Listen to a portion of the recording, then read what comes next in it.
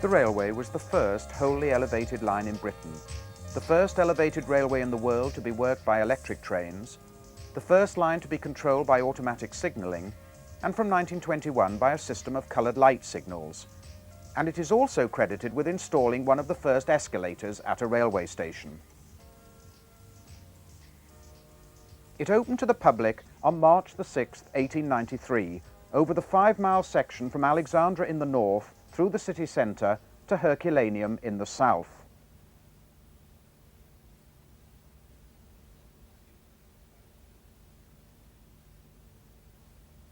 To tap residential traffic, there were 3 extensions. To Dingle on the 21st of December 1896, and in the north to Seaforth Sands on the 30th of April 1894 and Seaforth and Litherland on the 2nd of July 1905. Throughout its life, the 7-mile line was owned and operated by the Liverpool Overhead Railway Company. Today there are few visible remains, and it is hard to imagine the trains, 16 feet above the ground, travelling along an elevated structure at an average speed of 20 miles an hour. The line was swift and efficient, taking just over 20 minutes end to end. It carried thousands to work on and around the dock estate at a time when Liverpool handled 25% of the nation's trade. Now the river and the older docks are empty, most activity being concentrated in the flourishing free port at Seaforth.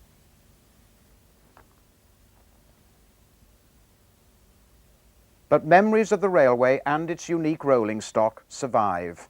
46 motor cars and 8 trailers delivered between 1892 and 1895, plus a few trailers added later, including some ex-motor cars. The formation was motor car, trailer, motor car. The line was built to avoid the heavily congested Dock Road. It consisted of 567 spans, mostly in 50-foot lengths, together with bridges and 1 tunnel. Passing through the commercial heart of the city, it crossed the 3 main tramway arteries serving the pier head, and carried beneath it the Mersey Docks and Harbour Board freight line, connecting the north and south dock systems.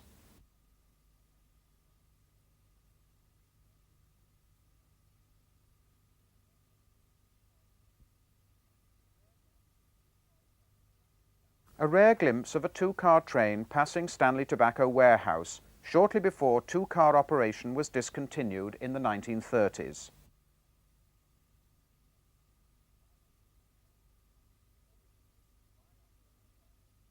For visitors, a ride on the overhead was packed with excitement, as it offered unrivaled views of the dock estate.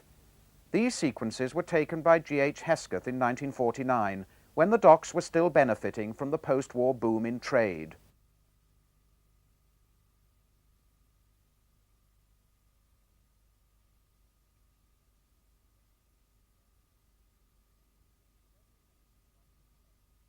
Ships of every nation were on display, identified by their distinguishing funnel markings, such as this Holder Brothers vessel.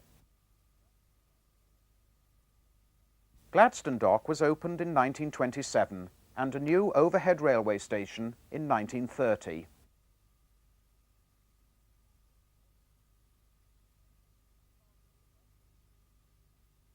Cargo is offloaded from a United States line vessel.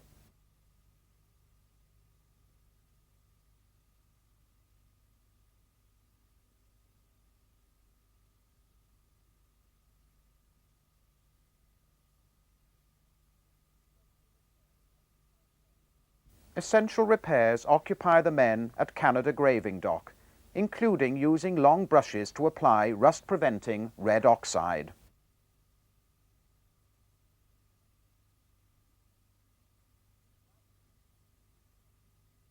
A grab dredger removes sediment. And at Brunswick Dock, the hatches are battened down on a grain barge. As always, there were the tugs. Within 25 years, most of these sites had disappeared.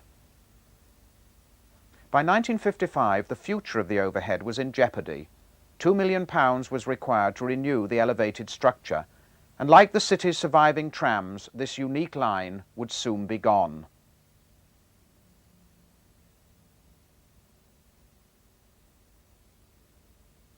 Most of the rolling stock also needed replacing. Car 4 dated from the opening, although it had been widened in 1903. Note the collector shoe. These sequences are by Ron Oldfield.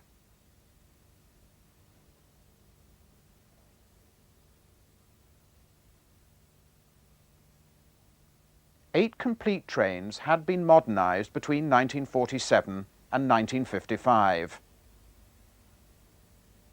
They were distinguished by aluminium bodies, automatic sliding doors, streamlined roof vents and upholstered seats, although in some cases capacity for a three-car train was reduced by 50%. Filmed by Jack Wise, this train, consisting of motorcar 24, trailer 14 and motorcar 8, was rebuilt in 1951. They were nicknamed the Streamliners because of the jazzed-up paint scheme. The coloured light signalling installed in 1921 was visible for over half a mile and allowed a train to pass every 100 seconds.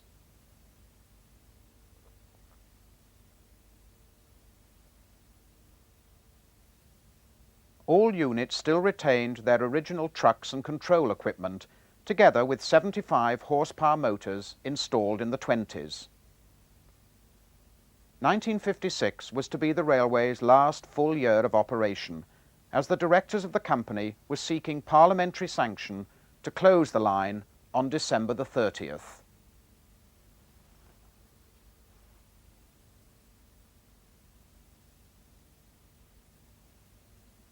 Seaforth Sands handled heavy early morning commuter traffic, but 1956 began badly for the railway when on February the 4th an arsonist set fire to part of the station buildings.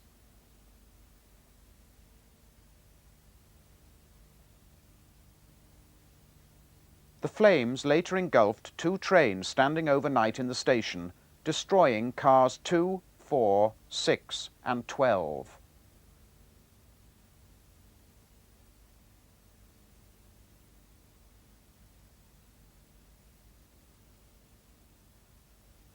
Arson was confirmed by the discovery of a tyre and remains of a train seat. The station was patched up and reopened 2 days later. Between 1906 and 1908, the Lancashire and Yorkshire Railway provided a service linking Aintree to Dingle via the overhead.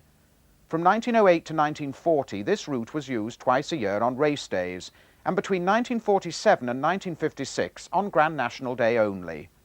This involved working the 500-volt overhead stock in series only over a 3-mile section of 630-volt BR track, as well as reopening a signal box and repositioning the semaphores for one 8-hour shift.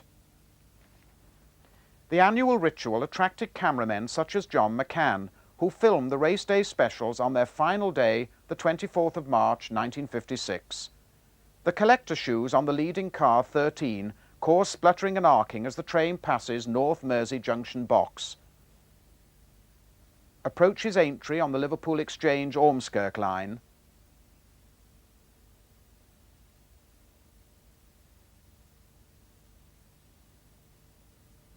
and comes to rest in Aintree Station.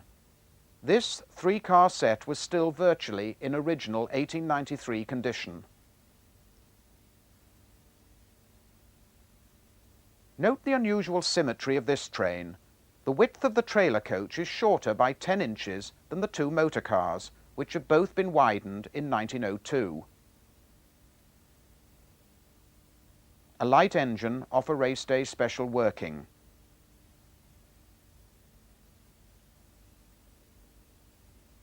Closed for 5 years, Ford Station was on the former Liverpool Exchange Aintree electric service, abandoned in 1951.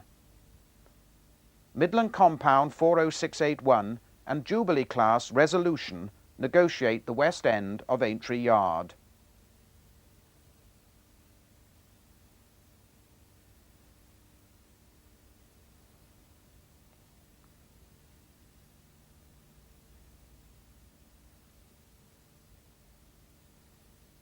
Each train carried a BR pilot man, a BR code, in this case C822, and the older stock displayed a large route board.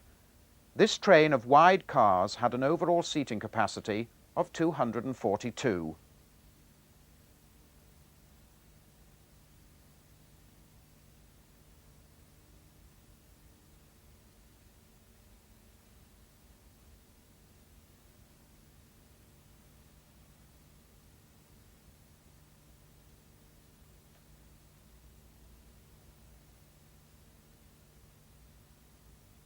A brief glimpse of number 1 passing Aintree Loco Shed, and this is believed to be the last overhead train to leave Aintree.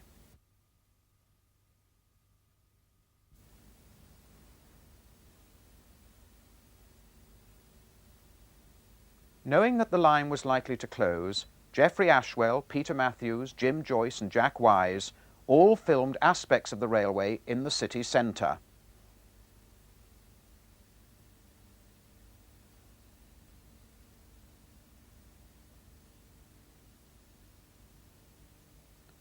Number 26, modernised in 1954, pulls into James Street. Note the indicator blind, sliding doors and third-class emblem.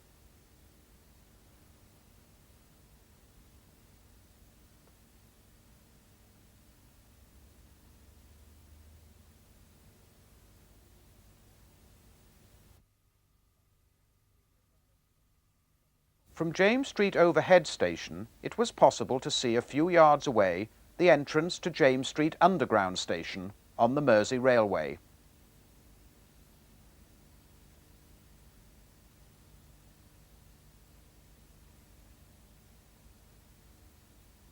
At this point, 3 railways all crossed, but at different levels: the Overhead, the Mersey Railway and the Dockboard Railway.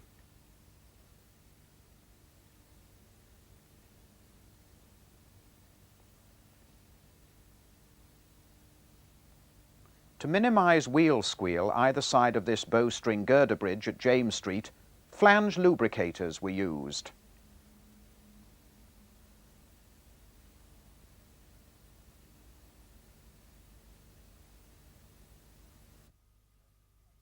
"51237", one of the endearing ex-Lancashire and Yorkshire Pug tank engines, trundles beneath Pierhead Station.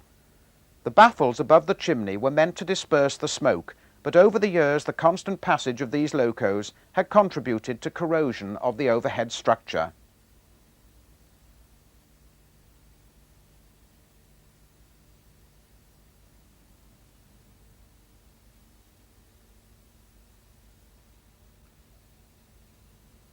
Careful application of the Westinghouse air brake brings this train to a gentle stop.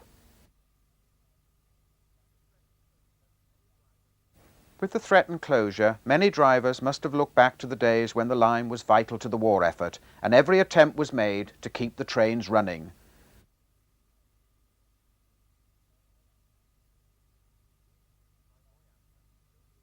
These views by Roy Ashdown show the remains of the Customs House bombed in 1940 and 1941.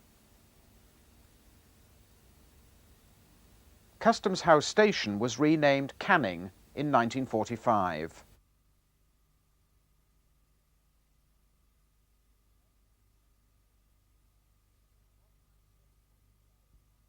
A modernised set crosses the Cheshire Line's goods yard onto the 200-foot-long lattice girder bridge leading into Dingle Tunnel.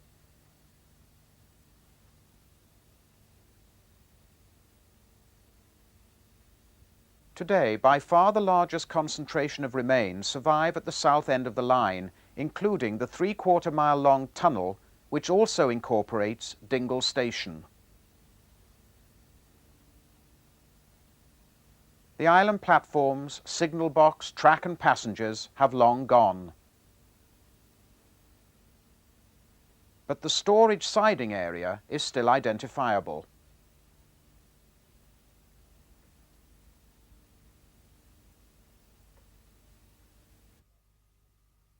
This van is descending the incline passenger subway which led into the booking hall situated on Park Road.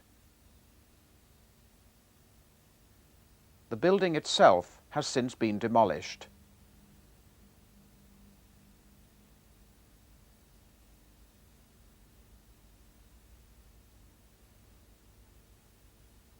It was here that passengers descended underground to go overhead.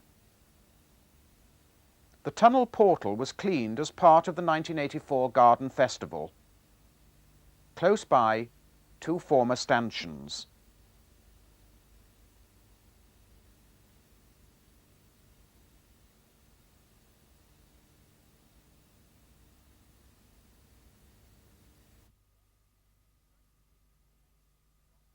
In 1956, John McCann took various views along the length of the line, starting on the Lattice Bridge at Dingle. To the right, smoke rises from Brunswick Loco Shed, and there is a glimpse of the footbridge leading to Herculaneum Station.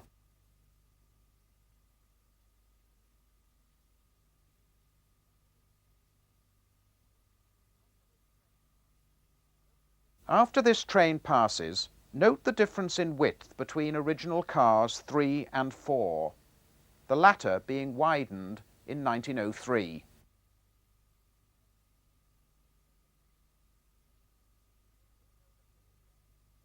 The wheels of the overhead trains in their tunnel were only 2 foot 9 inches above the Cheshire Line's tunnel, directly beneath.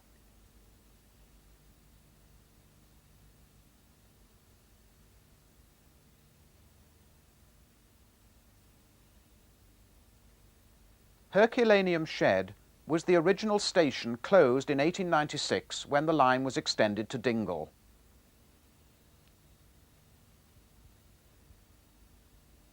From Herculaneum to the city, warehouses dominated the riverside of the line. Many have since gone. Whilst on the landward side there were goods yards, warehouses, ships' chandlers, small workshops, snack bars, tobacconists, and the inevitable public houses.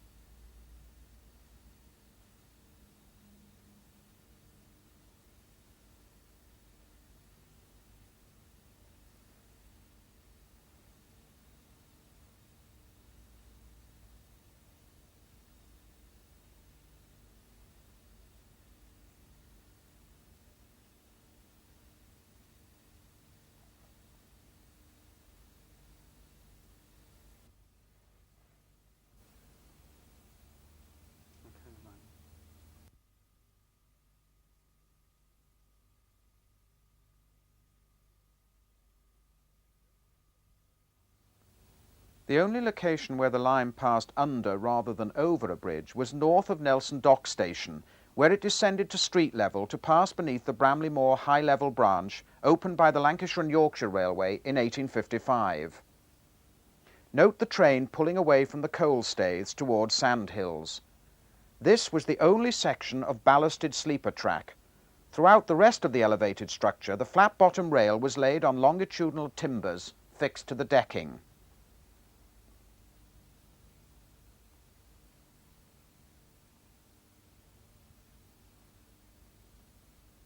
Known to the employees as the switchback, the grades varied from 1 in 40 to 1 in 80. Note the Midland Railway Sandon warehouse in the background, demolished in 1971.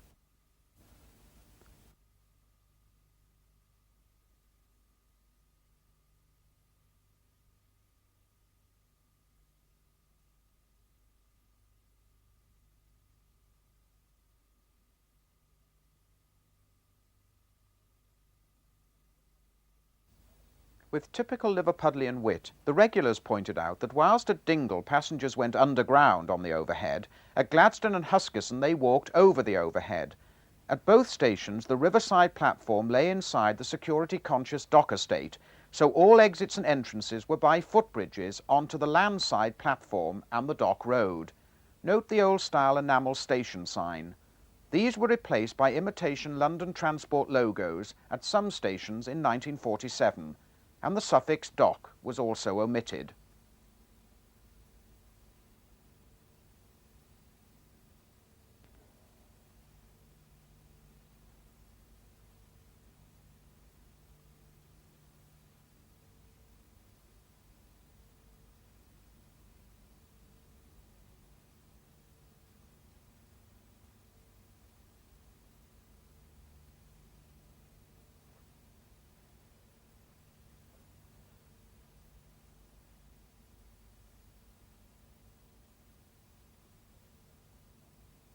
One of the first sets to be modernised leaves Gladstone Station.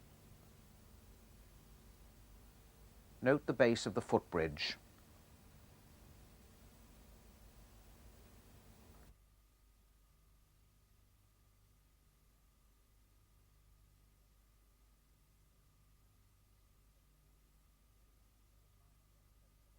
Canadian Pacific liners were regular visitors to Liverpool.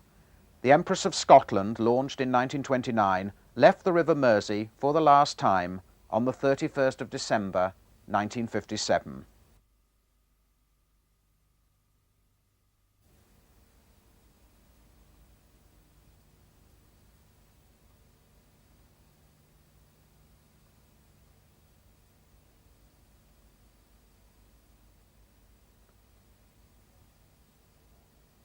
Seaforth Sands signal box on the right-hand side, and note the train formation numbers painted on the guard's door.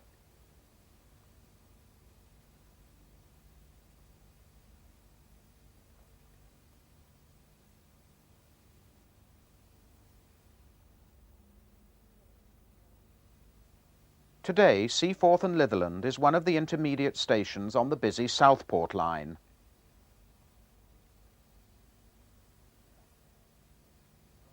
In the background is the bridge which once carried the race day specials to Aintree.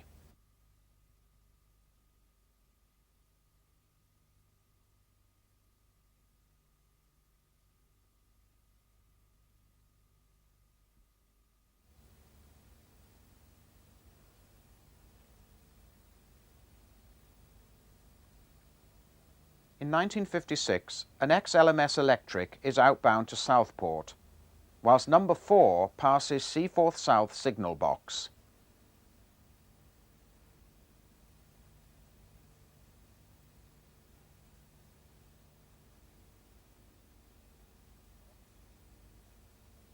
The box at Seaforth Sands had 30 levers, and during a normal 16-hour day there were over 2,700 lever movements. The box controlled through trains, short workings to Seaforth Sands only, and movements to and from the 7-track shed and works.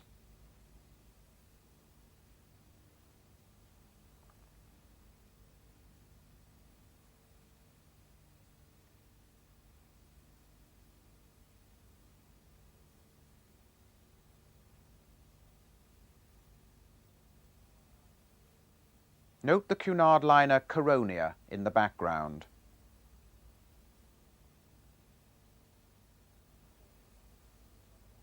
Number 45 was one of a batch of 40-foot-long motor cars delivered in 1895.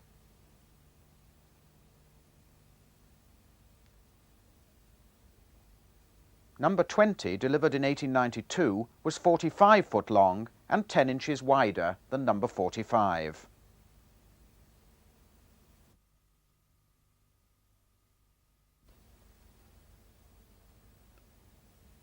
Whitewashing the platform edge at Seaforth Sands involved some nifty footwork.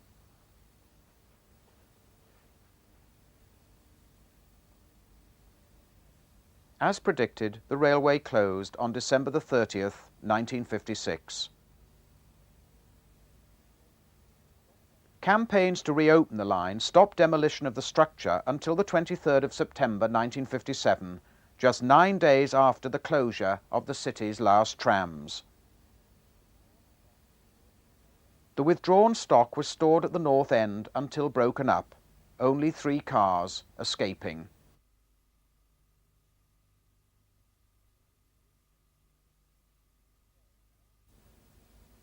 Today, all trace of the railway's existence at Seaforth has been swept away.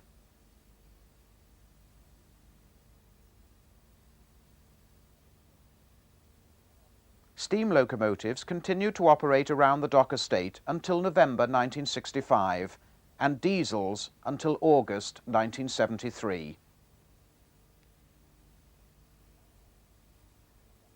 John Ryan filmed number 1, an Avonside 060 of 1904, on an enthusiast special in 1964. This loco is preserved.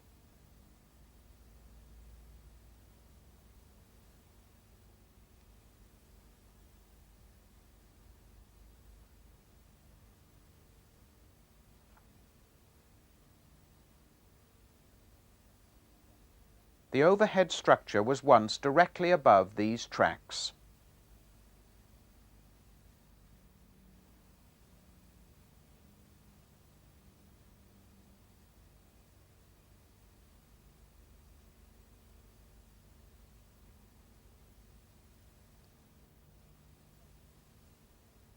In the 1950s, all visitors to the city were encouraged to ride the overhead for the last time. Phil Tatt made the following film in the summer of 1956, and it provides a final memory of the lost glories of this unique railway.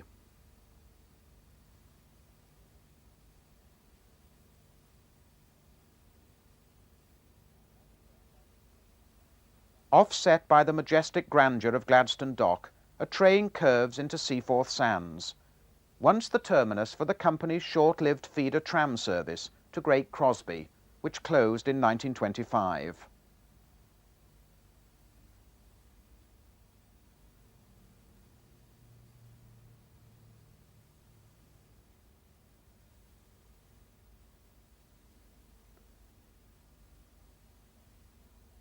The tracks on the right lead down to North Mersey Goods Yard.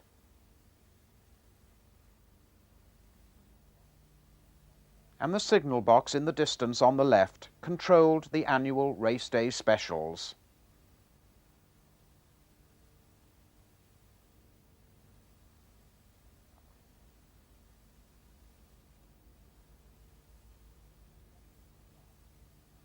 The Empress of France and the giant 200-ton crane Mammoth form the backdrop to this view taken from Gladstone Station overbridge.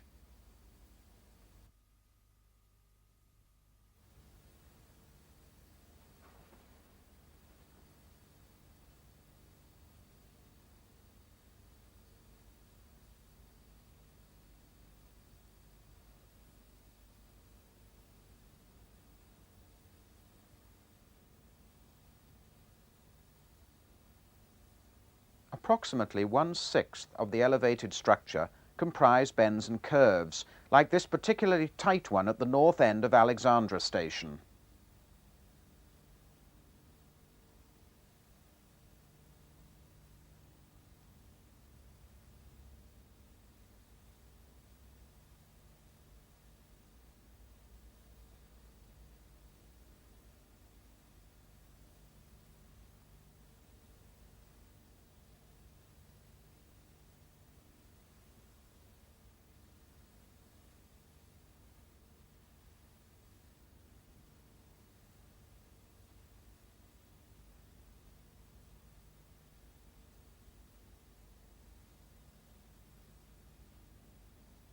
Avonside 060 No. 3 was new in 1930.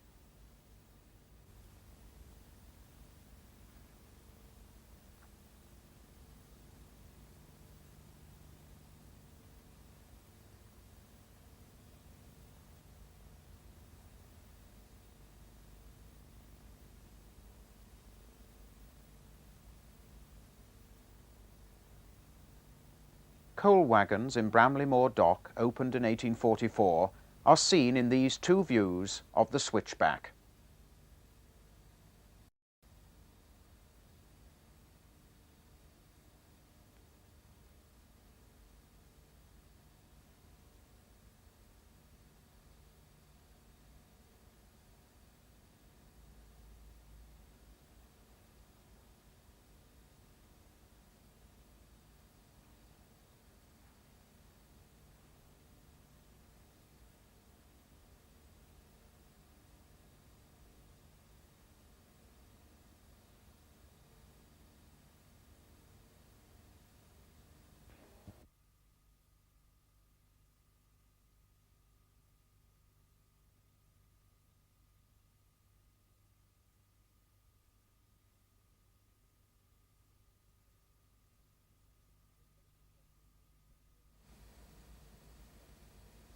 The replacing buses were to take nearly double the time for the 20-minute journey between Seaforth and Dingle.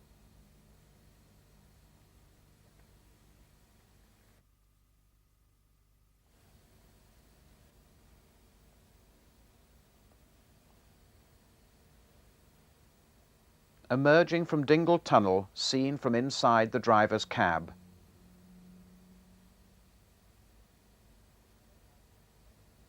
Coloured light and semaphore signalling at Herculaneum. The crossover here was used for access to the two-road shed. This was the first section of the line to be taken down in September 1957.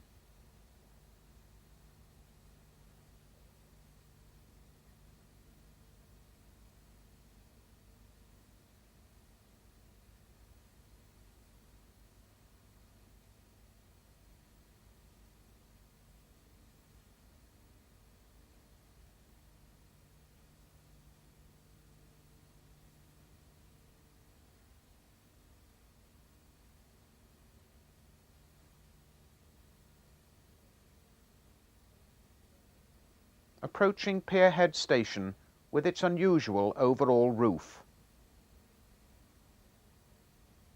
St Nicholas Place Bowstring Bridge is seen from the cab and from street level.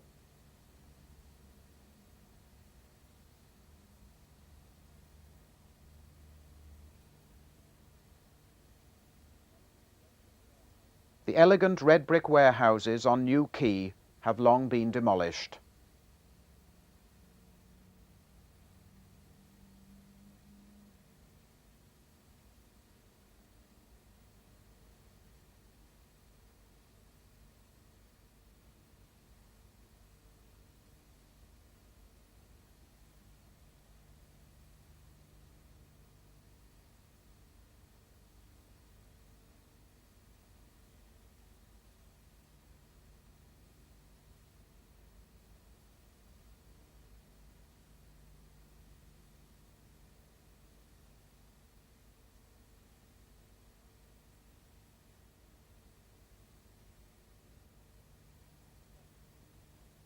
The junction used once a year by the Grand National Specials.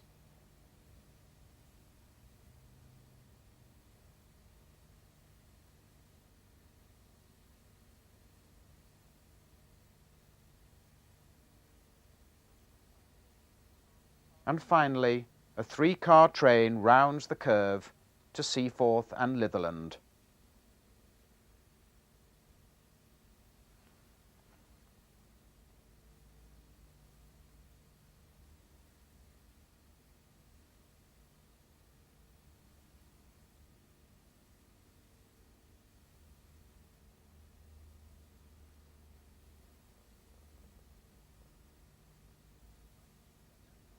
In 1970, number 3 of 1892 was fully restored for static display in the Liverpool Museum.